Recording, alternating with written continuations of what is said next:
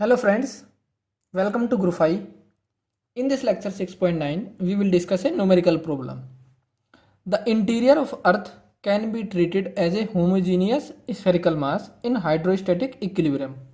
Express the pressure within the Earth as a function of distance r from the center.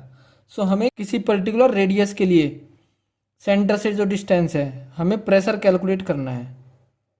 सो ये अर्थ है suppose, जिसकी radius कितनी है capital R.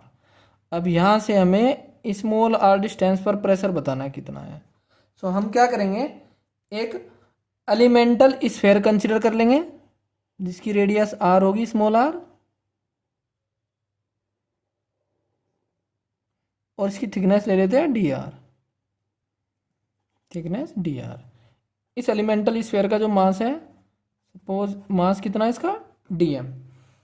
अब जो इनर स्फेयर होगा वो इस पर अट्रैक्शन का फोर्स लगाए, ग्रेविटेशनल अट्रैक्शन का. So gravitational attraction on elemental spherical cell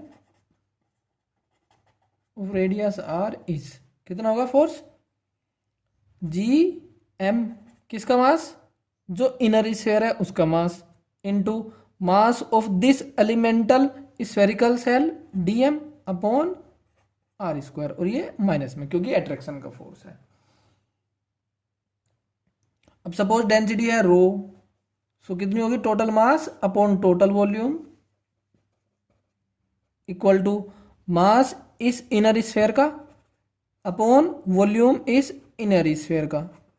okay, so यहां से हम डीएम भी लिख सकते हैं, mass of elemental spherical shell कितना डेंसिटी इनटू उसका वॉल्यूम कितना है 4 pi R square into D R. अब ये m की वैल्यू तो यहां से आ जाएगी m r cube upon r cube. अब क्योंकि फोर्स लगा हुआ है अट्रैक्शन का, ये जो इनर स्फेयर है इस पे फोर्स लगाएगा अट्रैक्शन का, लेकिन जो ये स्फेरिकल सेल है ये मूव तो नहीं कर रही है अंदर की तरफ को. सो इस पे बाहर की तरफ को एक फोर्स लग रहा होगा जो इसको इक्विलिब्रियम में कर रहा होगा. So that force will be opposite in direction. तो ये माइनस में अट्रैक्शन का, तो वो कैसे होगा आउटसाइड रेडियली आउटवर्ड, और उसी फोर्स की वजह से क्या हो रहा होगा प्रेशर क्रिएट हो रहा होगा. So that pressure we have to calculate. So due to attraction there will be equal and opposite force that will make the cell in equilibrium. So pressure कितना हो जाएगा वहां पर dp, force upon area. Force कितना है ये, so minus G M D M upon are square, और area क्या है यहाँ पर 4 पाई आर स्क्वायर. सो हमें ये कैलकुलेट करना है इसको इंटीग्रेट करके by putting the value of small m and d m. क्योंकि इक्वल एंड अपोजिट है तो ये कैसा हो जाएगा माइनस की बजाय प्लस. अब हम इसमें एम और डी एम की वैल्यू पुट कर देंगे. सो ये हो जाएगा D P equal to G M D M upon 4 pi R to the power 4, और m की वैल्यू कितनी है हमारी 4/3 pi R cube into rho, और डी एम की वैल्यू है 4 pi R square into D R into rho. So put कर देंगे यहाँ पर. सो डी पी कितना आ जाएगा G upon 4 pi R to the power 4, m की value 4/3 pi R cube rho, और ये 4 pi R square D R rho. अब 4 पाई से 4 पाई कैंसिल, आर की पावर 3 आर की पावर 2 और ये आर की पावर 4 है. सो इससे ये कैंसिल और ये पावर 2 कैंसिल, तो कितना बचेगा 4/3 pi into G into rho square into R into D R. So अब हमें टोटल प्रेशर के लिए क्या करना पड़ेगा, इसको इंटीग्रेट. सो 4/3 पाई जी रो स्क्वायर आर डी आर. अब बात आती है लिमिट की. सो ये हमारे पास स्फेयर है, सॉलिड स्फेयर. इसके किसी पॉइंट पर हमें बताना है प्रेशर जो रेडियस आर पर है.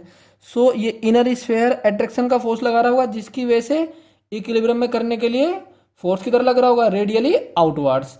सो अब यहां से यहां तक जितने भी पार्टिकल्स है, जितने भी सेल है, उन पर ये इनर सेल क्या लगा रही होगी, फोर्स, जिसकी वजह से प्रेशर जनरेट हो रहा है। सो कहां से कहां तक हमें लिमिट लेनी है, आर से कैपिटल आर तक, स्मॉल आर से कैपिटल आर, क्योंकि इन सभी स्फेरिकल सेल पर जो इनर स्फीयर है वो फोर्स अप्लाई कर रहा होगा। सो लिमिट स्मॉल आर से कैपिटल आर। तो ये हो जाएगा 4/3 g rho square R square by 2 limit small R से capital R. So this will be 4/3 g rho square R square minus R square by 2। So कितना आ जाएगा pressure, 2π/3 g rho square R square minus R square. ये हो जाएगा pressure at any general point at a distance small are from the centre. और अगर centre पे बात करें, एट सेंटर, सेंटर पे कितना प्रेशर है, सो आर की वैल्यू 0। सो कितना हो जाएगा pressure, 2π/3 g rho square R square. Maximum pressure होगा सेंटर पर, और फिर प्रेशर डिक्रीज होता जाएगा सरफेस तक। Now in the next lecture we will discuss about the reduce mass system.